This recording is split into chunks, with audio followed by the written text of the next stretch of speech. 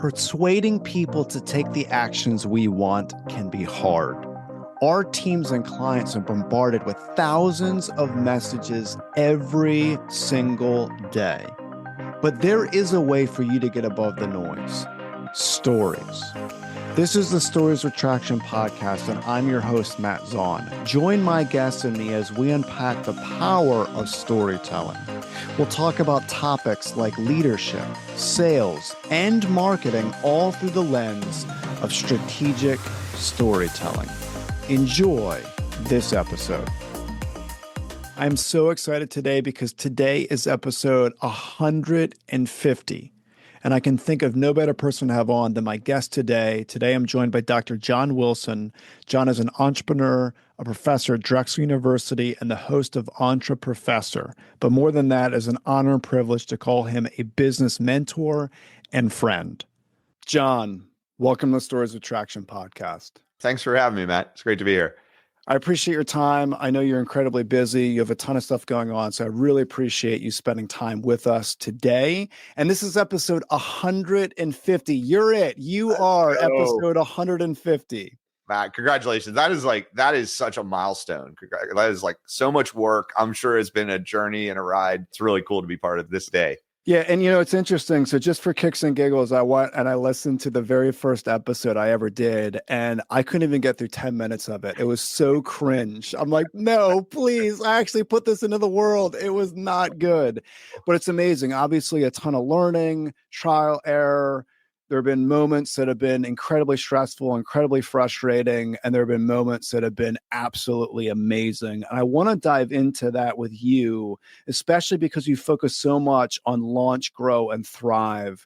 And here's what I want to talk about. So I have the opportunity to go and travel quite often, especially as it pertains to my strategic storytelling workshops. So I have a goal of speaking in all 50 US states. I'm up to 30 right now. So I've had the opportunity now to go into 30 states all across the US. I've spoken to business leaders everywhere, every industry you can imagine, and some incredibly successful people. And there's been a reoccurring theme. And that reoccurring theme is it doesn't matter who I'm speaking with.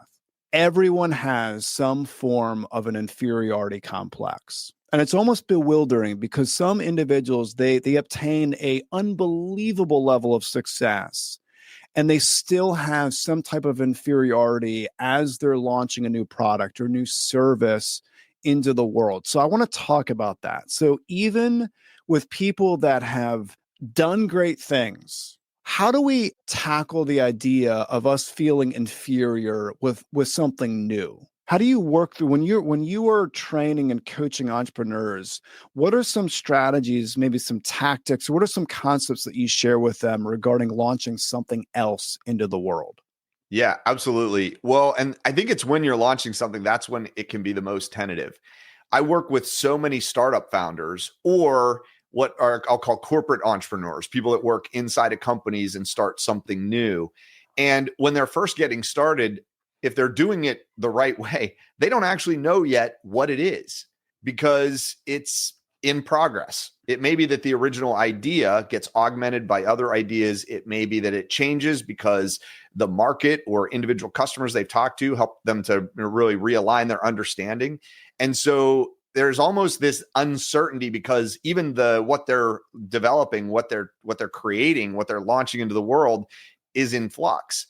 And so there can be this imposter syndrome that goes with, I'm trying to project this certainty about what it is because I want to get people engaged in it. And then at the same time, they're themselves not certain what it is and how it is. And so there's almost an element of fake it until you make it, where I'll just sound like I know what I'm talking about until I do. But at the same time, they know in their heart, I don't really know yet. I'm not certain yet.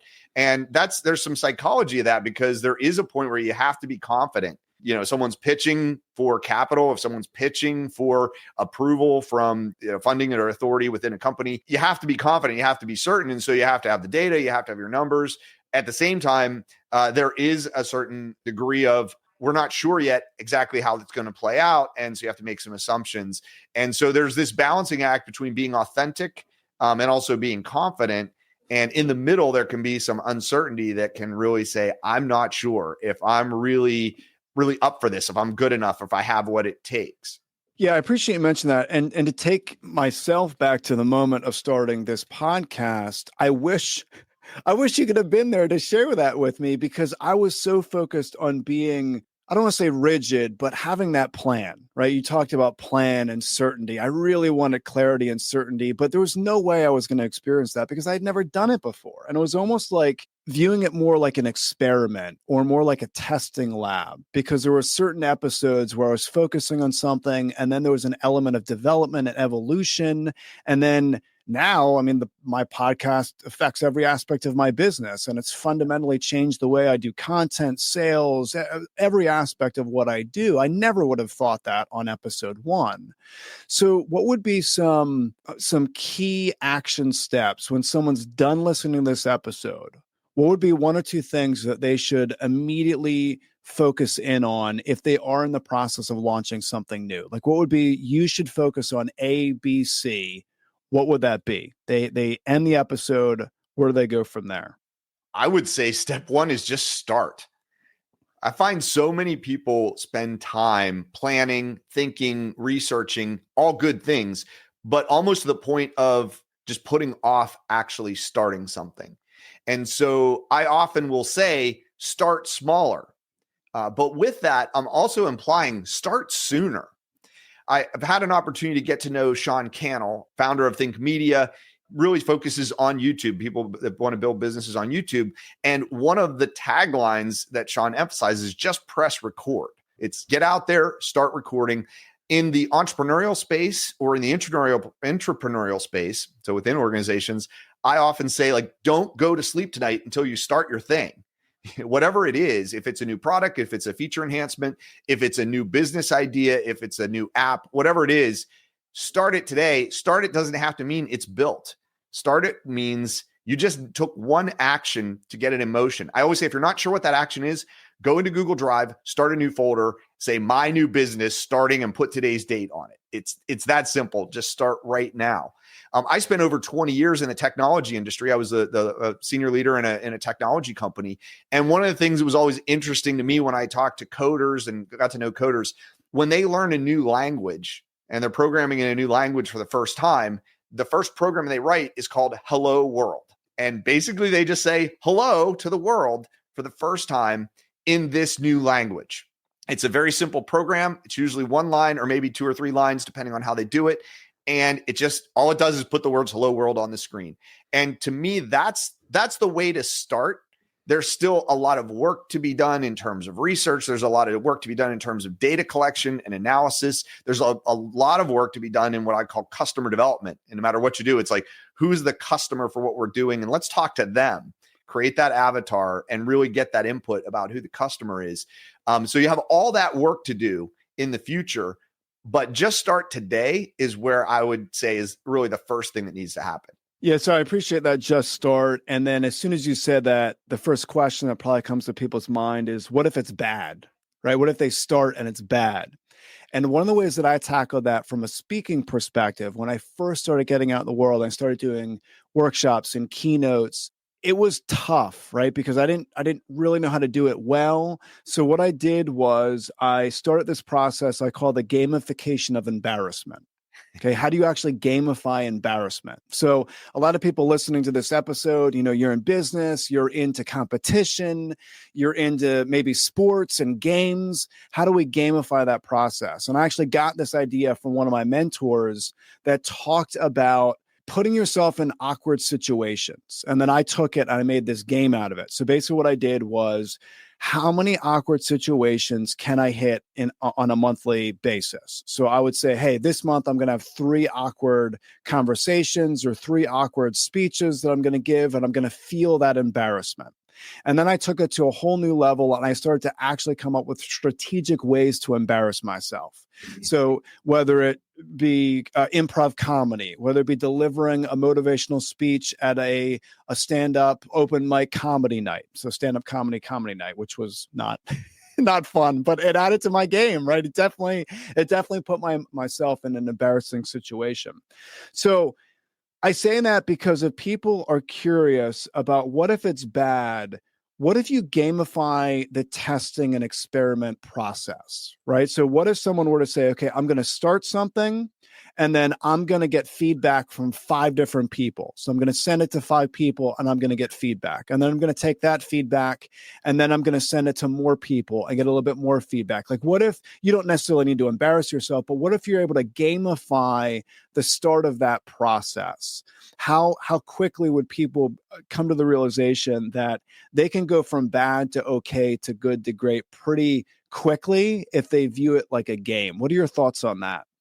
Well, I would say start with the end in mind. It's like if you knew for certain what you're trying is going to succeed, but you don't know how many times you'll fail in the process, that frees you from the being concerned about the failure. So many great examples of this. James Dyson creates the world's most famous vacuum cleaner. There were over 5,100 attempts before that vacuum cleaner came to life. And little known fact, James Dyson actually set out to create the world's greatest wheelbarrow. When you think about failure, failure is as a part of the process. And the more you fail and the quicker you start failing, the more you can learn. So I look at this in terms of, you hear people say fail forward, fail fast, all those kinds of things. To me, it's that first one is going to be bad. I think you said it was interesting. Like, I'm afraid to get started because my first episode might be bad. It's like, just accept the fact it's going to be terrible. I like you, I still on my YouTube channel today, if you want to go out and see an embarrassing moment, watch my first video on the YouTube when I launched the Entreprofessor. And I turned on the camera and said, I have no idea what I'm doing. I'm going to try this YouTube thing out. And it was like the light was bad. The sound was bad. I didn't know what I was doing. I was stumbling all over my words. It's a mess. And at the same time, I still, to this day, I'm like, I'm not taking it down because that was the first step of the journey. I didn't even know what I was doing yet. And I still pressed record. That's the almost that mindset. I teach at a university. I teach entrepreneurship at a university. And one of the concepts I teach is the build, measure, learn loop. And the build, measure, learn loop is built on the idea, like, create something that's bad, create something that's terrible, but it's a starting point. But then don't just build it, then go take it into the market somehow, get it in front of real people and get real feedback. And I'm not like saying like, what'd you think, mom? Of course you're going to get, you ask people that like you and want you to be happy, you're going to say the things that you want to hear. But what you really want is the people to say, what is wrong with you? Because that's going to be that input that says, okay, that didn't work. But then you might say, okay, obviously your reaction to this is even a little bit visceral, but what is it that bothers you? And even just that one conversation, this information can be collected. And then that's where the learning takes place. That, okay, when I go back through the next revolution of the build, measure, learn loop, how can I improve this one step more? How can I align this one step better with the avatar that I've really focused on for this work? So just for a point of clarity, so when you said Dyson, are you saying that the original concept was a wheelbarrow and then a transition at the end to a vacuum? I'm not familiar with this story. Yeah, so it wasn't quite that direct, but one of the first inventions that Dyson has was creating a wheelbarrow, which he felt would be the perfect wheelbarrow. If I showed you a picture of one, and I'm sure we can find one, the wheelbarrow looks like a Dyson vacuum cleaner. The wheel at the front it looks like a Dyson ball. And so in doing that, he engineered a ball that moved very easily over all kinds of terrain. And it would move in, almost laterally as well as forward and backwards. It would support weight. It was just easier to work with. What he didn't account for was there wasn't enough of a market for wheelbarrows to be able to capture enough attention to really make any money. And so the product was a flop. But James Dyson didn't stop when his first product idea was a colossal mistake or just a failure. He moved on to other things. And so later, vacuum cleaners became one of the things he did, but you still saw even in his failure, he learned something that became part of arguably one of the most widespread products in society today. So this is fascinating to me, and I want to go back to you mentioning a room of students, and you're teaching the idea of build, measure, learn.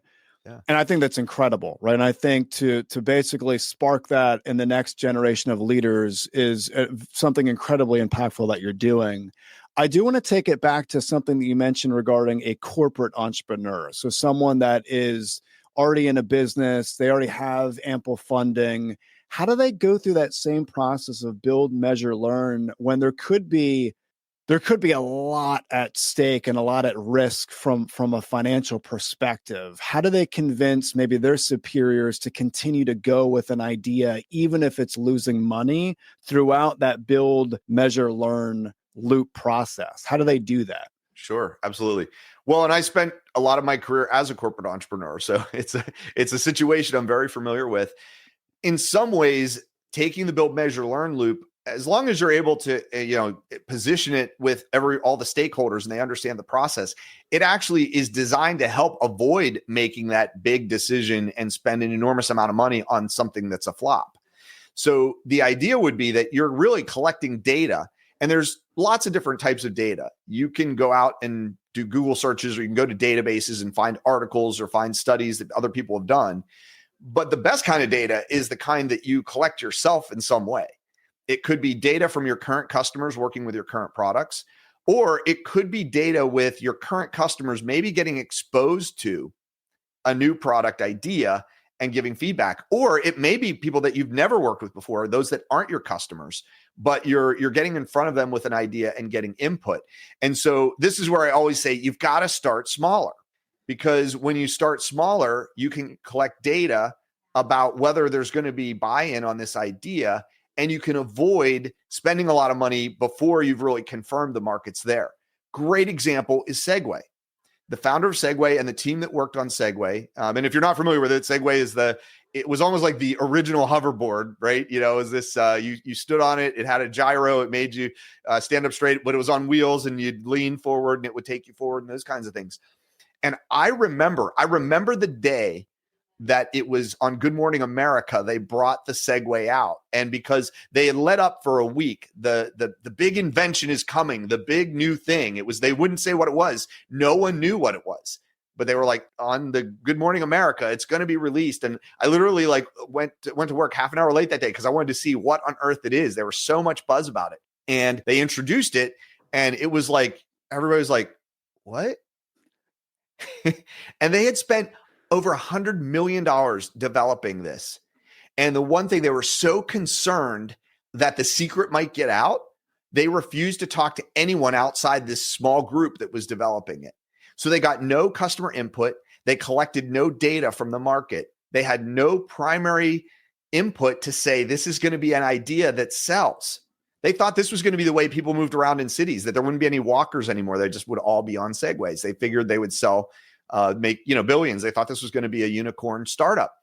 When it came to market, everyone was confused about what to do with it.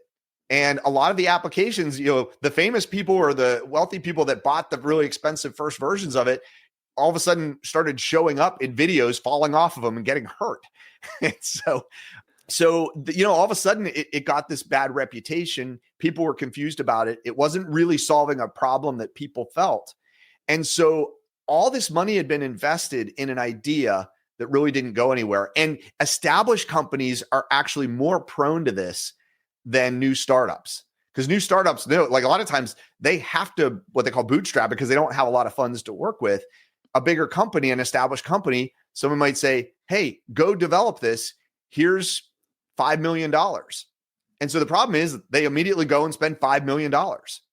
And they may have created something that doesn't actually resemble what the market or what the customers would pay for. And now all of a sudden they've gone down the wrong path because they didn't really go through that process of starting with a small concept, getting some real customer data, and then learning from that data, ultimately kind of learning as cheap as possible about what the market will accept, and then building on those things and really shedding anything that the market's not interested in. So if you were to rewind, Segway was building this product out, what would you have advised them to do regarding the measure and learn phase? How would that have looked differently? Could Segways actually be more prominent right now in the present and in the future if they would have done the measure learn, or do you think they would have been nixed altogether based on feedback? What would be some of the things that you would have done if you were consulting them to success?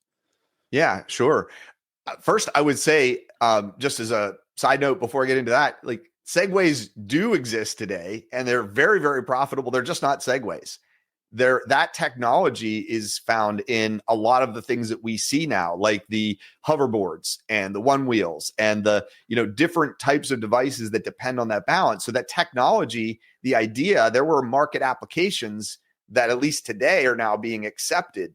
But in that time, there was no context for the technology. So what I would have advised them at the time is, even if, you can certainly understand, we don't want to want the world to know what the secret sauce is, the technology.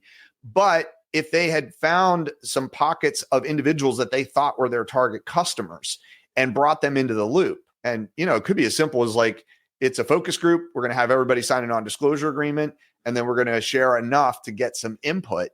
Those are the kinds of things that would allow the learning to happen, getting input from real customers. And to me, it's not just kind of input like, try it out. What do you think? Do you like it?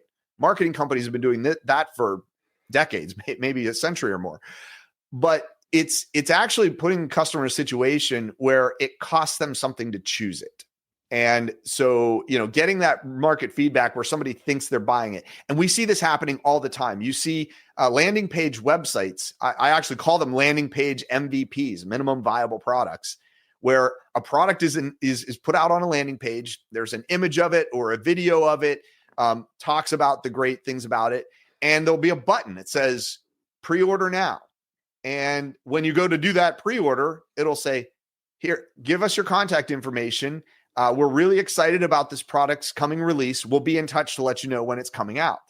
If you've ever experienced that, that's probably some version of the build, measure, learn process taking place. Because what they're doing is they're putting the product idea out into the world, hopefully in front of their target customers. And then they're asking them to take an action.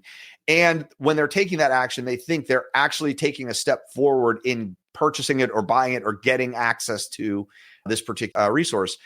And that step is basically giving that validation. This is an idea that I would buy. Interesting. So let's say a company does this and they go through everything that you just mentioned. At what point would they say, okay, now it's okay to quit? Like we've done elements of the measurement, the learning.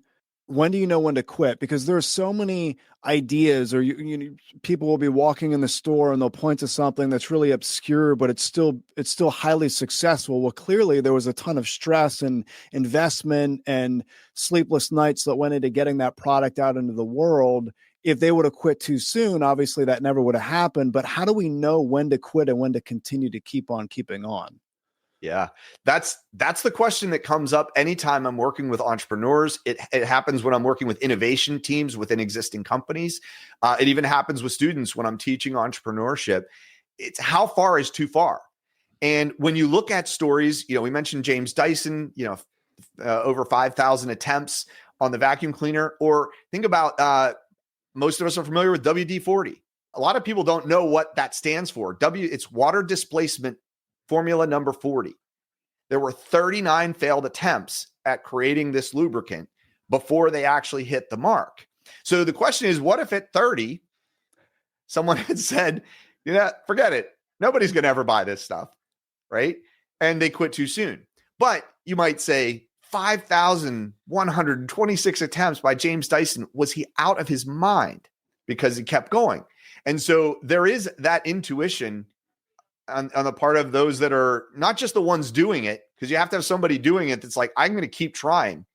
Thomas Edison, the light bulb, another good example. I'm going to keep trying until it works. That determination is great. But if you're the one funding that, you're pouring money into that idea, and you're like, 4,000 attempts wasn't enough, 5,000 attempts wasn't enough, that can get very daunting. And so it's a challenge sometimes for someone who is saying, I want to do it again. I want to do it again. The people funding them may be saying, I think we're done.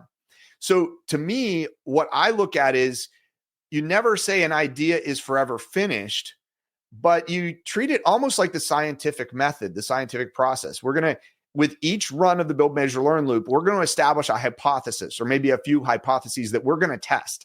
And at the end of that, we're going to either determine that we validated what our assumption was, or we weren't able to validate our assumption. And in a larger framework, you might say, okay, we're going to do that for so many attempts, and then we're going to have a pivot or persevere meeting. We're going to like put time on the calendar. We're going to sit down. We're going to summarize everything we've learned, and we're going to determine, should we keep going on this process? Do we persevere? Do we invest another round of resources to it? Or do we pivot? Do we go in another direction? And what I've always described, and it's something that I created the first time I helped to stand up an innovation group within a company, was what I call the bookshelf. So if the idea is determined to be a failure, we're not going to invest any more in this. We don't want anybody spending any more time on it. If we've really run this build, measure, learn loop in a continuous process, and we've captured that learning along the way, we don't want to lose that. We've invested in that knowledge and understanding. So the bookshelf, and it doesn't have to be a physical bookshelf. It can be some kind of digital space, Jira or whatever. But it's you've taken everything that you've learned. Hopefully you've learned a lot and you've learned it cheaply. You've captured it, you've documented it, you put it on that bookshelf. And even if the decision is made, we're not moving forward with this right now, a year from now, 5 years from now, someone maybe say, I'm working on an idea.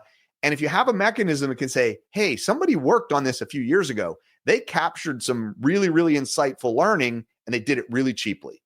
And so that all of a sudden, like, they become available to the new person. It's like, oh, I've got this whole body of work. I may even have a prototype that I can start to work with. Yeah, I think that's an excellent point. And I'd never heard of pivot or persevere meeting. I like that. I like that a lot. I need to have more of those myself. All right, so we just tackled the launch piece. So let's say they do everything that you're talking about. People listening, they do that. Their idea grows, that product, that service, it takes on the whole animal in of itself. So now it's launched in the world. Good things are happening. It's starting to grow. And here's where I think it's almost amazing to me, and go to use your verbiage, accidental entrepreneur, right? People that they do something and then it goes crazy. And there's no processes. There's not a ton of systems surrounding it. There's no organizational structure. And then that's when a lot of stress, as you know, can creep in. So I want to talk about that grow phase. Yeah. So when an organization is in that grow phase, they're starting to see success, maybe even some really good success. How do they take a step back and ask themselves, okay, how do we take at least a step back to take a couple steps forward? What kind of checks and balances do we put in place? How do we build out an element of a solid organizational structure? Or if they already have an organizational structure, how do they get better at this? Because as you know, sometimes they might not have the right people in the right seats. So to transition to that growth phase, what are some of the key elements that you look at to help leaders truly understand, are they properly set up for that growth phase? Yeah.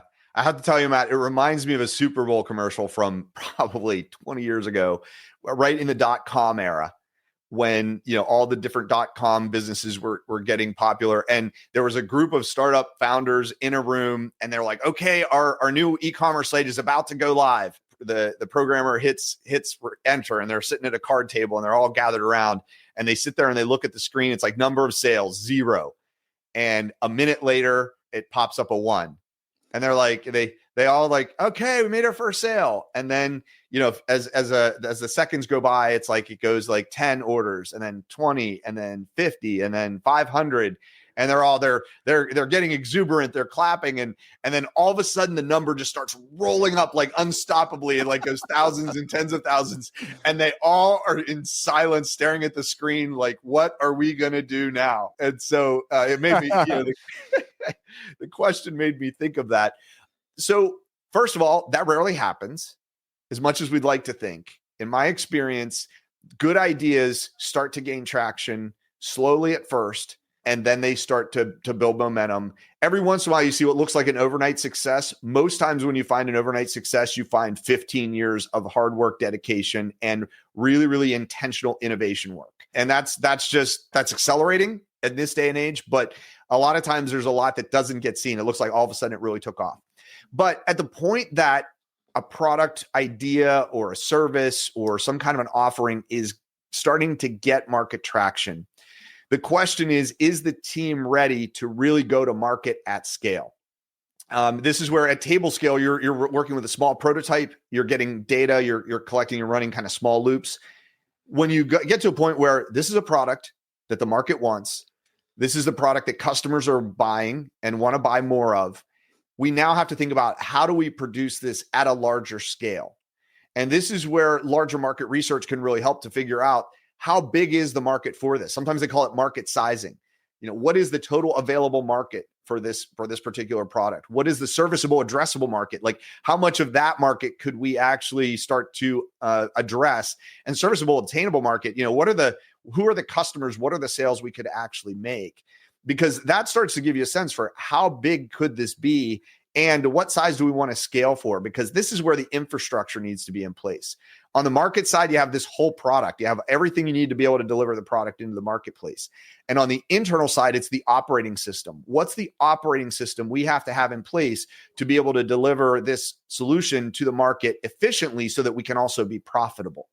And so this is where at the grow phase, it's, you've moved past, can I get this off the ground?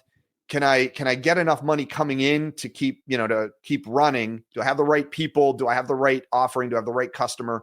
Those things are all figured out, but at scale, it's really about putting those systems in place, those processes in place, and the people in place, operating in a consistent, repeatable way that it can be grown to that scale that you're targeting to continue to be profitable and to really justify all of the investment that's gone into the initiative at that point. Yeah, I appreciate you mentioning the element of systems. And it's amazing. We're only as good as our systems, right? The systems we create.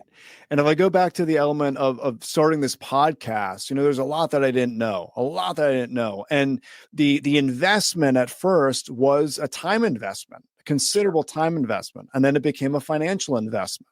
And then there are all these different systems to build out, reoccurring systems, different elements of checklists that if I do this, this needs to happen. And then I got more people involved. So now there's an element of a team involved from an editing perspective and all kinds of editing, from video to audio to graphic design to when to promote it, to the post show element. There's so much that goes into it. It's amazing. I have pages and pages and pages of documentation on all the different things to keep the podcast running and in that growth phase, which I never would have known if I wouldn't have done the launch and then figured out elements of growing. But what's amazing to me is there are many times where I would find a system that worked, and it was almost like a seasonal system. And not that I created this way, but it's almost like my growth outgrew the seasonal system that I created. And then to go back to what you had mentioned about pivot or persevere meeting, I had to figure out, wait a second, there's elements that are changing where I do need to pivot so that I can continue to focus on this growth. So what would you say to someone who, let's say they have a system that works, but in order to grow, they're going to need another system. They actually need to break and shatter the system they're currently in to create another system. So how does someone take a step back and figure out, okay, how do I tweak the system I currently have? How do I change what I'm currently doing so that I can grow? Yeah. One of the biggest challenges for any business that needs to grow, whether it's a small company or a new startup or a large company, but still trying to grow and change, it's the problem of having to change the tire while the car is still driving. And, it's the wheels are in motion. We don't want to stop. And at the same time, it's, we can't get where we want to go with what we have going on, if, flat tire, right? So at that point, it's really about the systems that are kind of keeping the wheels turning right now, maybe the wrong systems. It can be really helpful if you can take a step back and ideally bring some people into the system, into the process that haven't been connected to it before, that don't have preconceived ideas. And to me, it's start with, if we were launching this product today, how would we build the perfect operating system for it? Because at the point that you've launched this, you've gone through many, many iterations through the build, measure, and learn loop. You maybe have had several pivot or persevere moments. So you've made changes, and the operating system has just kind of been along for the ride. But at the point that you figured out this is the solution, this is what our customers really need and want, and this is how we're going to deliver it, at that point, you probably have an operating system that's not ideally optimized for that particular solution. So if you have the ability to, use some people that understand it, but also people that don't understand it well to come together and think about like, here's the solution. Let's reverse engineer, or let's engineer what would be the perfect way to deliver it. Because a lot of times what will happen is you start to see things in the current process that just should be deleted. It should be taken out of the process. There also may be that, very clear that there are things in the current system that need to stay in the system. So it's almost like you can compare, like if we were starting from a blank sheet of paper, how would we do it? What are we doing now? It's like, if it's not there in this more idealized state, can we get rid of it? What are the implications? And if it is there, should we keep it? Should we change it? Can we tweak it? So in that way, you're starting from scratch. And then you're also then looking at how can we transition from here to there? Or do we just need to do a full reboot? And I've seen really interesting examples of companies where they just have not tried to change their system. They've built a new one. If I can offer an example there's a company that I've followed for years called The Teaching Company. It's now called The Great Courses. And they're a company that they would provide, at one point it was VHS and then it became DVDs, but it was lectures of really interesting university professors in all topics you can imagine. And they built this massive library of university level lectures. But when the streaming era came in, they needed to figure out how to get into the streaming era because they had all this content. And what they didn't do was they didn't just try to like sell streaming to their current customers and in their same model. They realized people that want to order a DVD still are probably not our best customer. They targeted a whole different customer. They set up a platform called Wondrium. They even used a different name, and they delivered a lot of their content that they had in these other media to their streaming audience on a subscription basis. So there were those that wanted to just buy one lecture at a time, whereas the streaming individuals would get access to a lot of, if not all of their library on a monthly subscription fee. And as time's gone on, that is now the model. And they've actually gone back to the original name, The Great Courses, now that that's become their primary model. But even today, they still will ship DVDs to people that want to order them. But their main business is a streaming content business.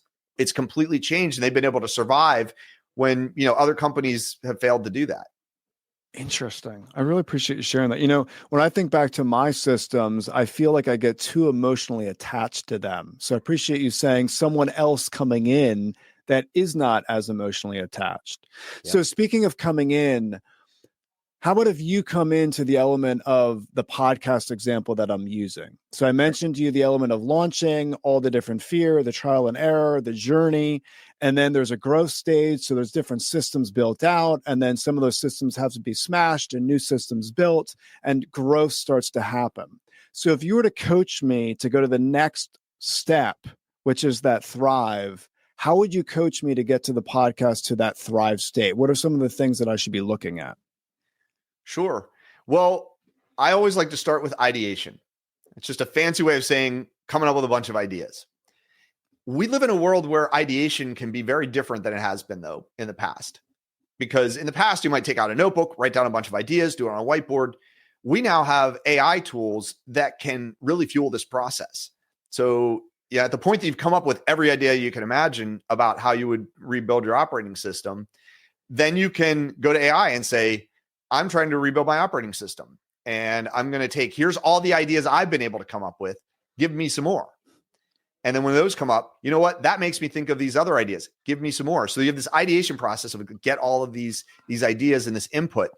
And in some ways, what I'd be tempted to suggest in the case of a podcast is to set aside your current podcast for a minute and think of a topic that you're really interested in that has nothing to do with your current podcast, and spend a half a day or a day designing a new podcast for that topic. This isn't to say you're going to actually launch that, but if you're going to start from scratch, and let's just say it's something that you just find fun. Maybe it's water sports, maybe it's jet skiing or something like that. It's like, how would you design and build and support a new podcast altogether?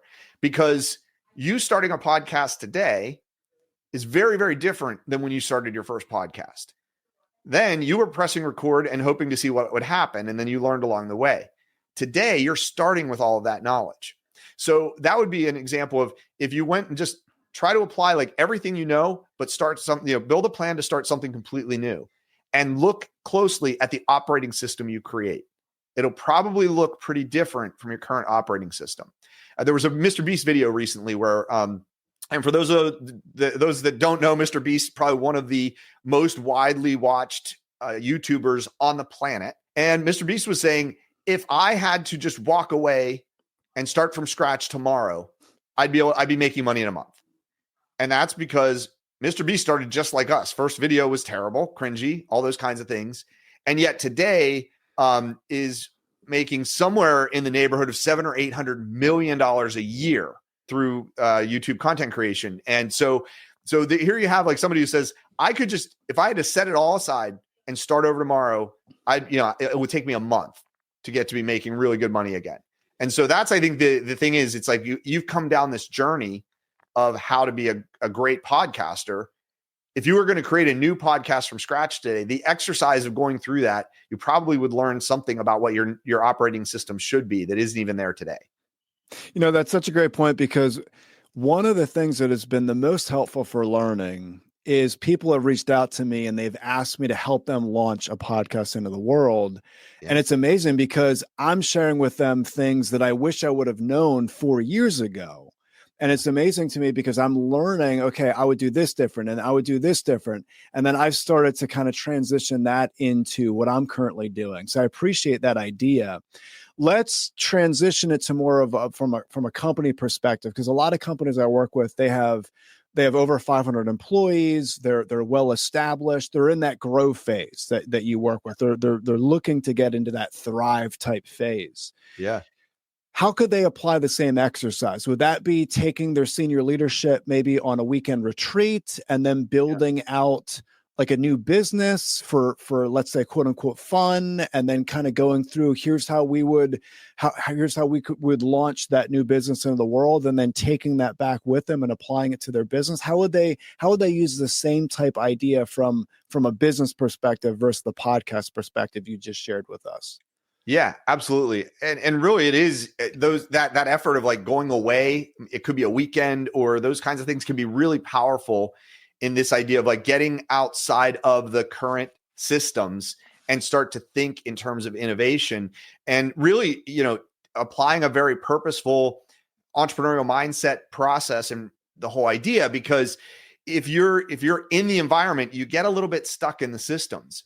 I get a question a lot about entrepreneurship or corporate entrepreneurship. There's some differences between the two. One's the actor, the person is an entrepreneur, but corporate entrepreneurship is more of a framework that they can operate in. But when people ask me, like, why should an established company that's making good revenue, that's profitable, that has great systems, and it's repeatable, like, why should they have corporate entrepreneurship in their organization, or why should they have entrepreneurs? And I said, well, I'll give you 3 reasons: BlackBerry, Blockbuster, and Kodak. Right? And you're laughing. There may be people listening to this podcast that don't even know who some of those companies are. I'm starting to experience that when I teach in a university, where that's awesome. Blockbuster is like, what is that? Or Kodak. BlackBerry is, is still a running joke. But these are 3 companies that were at the very top of their field. And yet they continued to lean on that success and to continue to operate the model, even when there was overwhelming evidence that their whole business model was becoming obsolete. Their value proposition was no longer meeting the market of what the business need. Blockbuster felt like they were in the business of running movie rental companies. And BlackBerry thought that they were in the business of, having an email on your phone. Kodak, they actually were in the right business. They were making that Kodak moment. They even invented the digital camera. Little known fact. They have the first patent for a digital camera in 1976. They literally invented the digital camera. And there were people in the organization that said, hey, we need this. This is the way things are going. But the organization was just so locked in on the fact that they were a film company. They were a photo paper company. And so getting outside of that environment, and I would say it's not enough to take a group of senior leaders that have been part of this company for a long time and taking them on a retreat. They almost have to encounter other perspectives, people that are coming at it from a different angle. I was part of an engagement one time with IDEO, which is a think tank. It really is like a design thinking organization. and a group of people I was with, we did a workshop with them, and they really took us through some very mind-opening activities to help us to think in a more entrepreneurial way, to think in a more innovative way, and to set aside some of those systems that were locking us into place. It's almost like friction back and forth, right? Right. Yeah. Yeah. It's funny that you mentioned Blockbuster. So I have a Blockbuster shirt. It's an awesome shirt. I mean, the fabric is amazing. I love wearing it around the house. And my youngest son, who's 6, asked me, "What is that, Dad?" And I got into part of the story, and I told him that the gentleman who started Netflix flew to Blockbuster's headquarters and offered to sell the business for $50 million. And the leadership at Blockbuster laughed this guy out of the room. And today, Netflix is worth billions of dollars, and Blockbuster wish that they would have done what you're talking about, have that friction, that perspective shift. Yeah. So I appreciate you sharing that. So John, what positioned you to this point in your life where you can help other businesses? I mean, you and I have been working together now for a little bit over a year. You have fundamentally changed my business. I mean, I'm kind of horrified to think about where my business could be if it wasn't for you. I mean, so much of your insight and your coaching has been invaluable to me. What positioned you to get to this point in your life where you can coach other businesses? Yeah. Well, and first, I'm really humbled to hear you say that. I mean, that is because I look at what you're doing. You are really at the top of your field and doing some amazing things. And it's been a really an honor and pleasure to work with you and see you take what already was really valuable thing that you're doing and bringing that to a wider audience, growing it. And so that's been really gratifying for sure. And so I just appreciate you saying that. But I spent a lot of my career as a corporate entrepreneur. I actually started my career in sales. So I spent a lot of time selling. So one of the things I found was, as a salesperson, I was talking to customers at the point that they weren't convinced that they wanted or needed our product. And so a lot of what I had to do was help them understand the value proposition. But to get them interested in the product, even to get the conversation started, I really need to understand them. And so there was a questioning process. There was an empathy. There was a getting into their shoes. And over time, I was able to synthesize what I was finding and realize, there are themes that exist over someone that's going to get really excited about what I have to offer. And there are themes and markers for those that they just aren't. They're not the right fit. It's not really a problem for them. It's not a value to them. And I would also get to see things where it's like, oh, they need this other thing that we don't have, but it helps. It's related and there's opportunity there. And my career actually went from sales into product management because I was able to take a lot of that engagement with customers and that engagement and like learning about customers and synthesizing that data into how do we develop products or new innovations or features to products that are going to get whole markets excited and expand the business into new areas that are more innovative and more in line with where the world is going. And so as I moved into more senior leadership roles, I was able to really blend these things together and apply an entrepreneurial mindset to how is it that you take an opportunity and take it through an intentional process to where we can understand what the opportunity is, who's going to want to buy it, how do we deliver it, and what kind of investment is it going to take to be able to do that? And that was really where my career in corporate entrepreneurship began as I moved into more senior leadership roles within the technology industry. And I started to become an entrepreneur myself. I got a PhD in organizational leadership because I found a lot of times it's the people that really either get in the way or get on board and really make it happen when it comes to innovation. And so, studying deeply the way people look at leaders, what effective leadership looks like, and how you structure organizations in a way that you can move forward and be innovative and not get locked into just doing things the way that you always have. So these things all really, contributed to my approach, which is to really use that build, measure, learn loop, start small, build on what's working.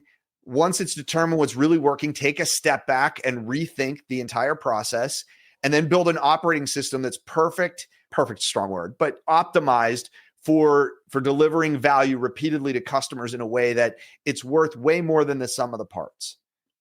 Yeah, I appreciate that, John. I appreciate all that you do. Like I mentioned, you've done wonders for my business. I also appreciate your time today, time spent with us. And there's three specific things that I'm gonna take away from this conversation. So I really appreciate you mentioning that build, measure, learn loop. That's something I really need to think more about. I feel that I've done it, but I can absolutely do it better. And I need to go back and I need to focus more and more on that, building out a better systematic approach to doing that. It's simplistic but powerful. The second piece, and I never heard this before, have a pivot or persevere meeting. I think that's really important. And maybe it's something that people should just set on the calendar. Like, we're going to do this such and such amount of times. We're going to put on the calendar here, and we're going to figure out, do we need to pivot or do we need to actually persevere as it pertains to this idea? And then the third and final piece is, I appreciate you mentioning bring people into the system, particularly people that are not emotionally connected to it. That's exactly what I did with you. I brought you into my systems, and it was a little bit painful, right? Because you shared with me what I shouldn't do, what I should be doing. But because you weren't emotionally connected to it, you were able to actually help me and guide me and get me into that grow phase. And then obviously the goal is to work on the thrive phase after that. But it's so good to go into that grow phase. So thank you so much, John. I appreciate that. I appreciate you.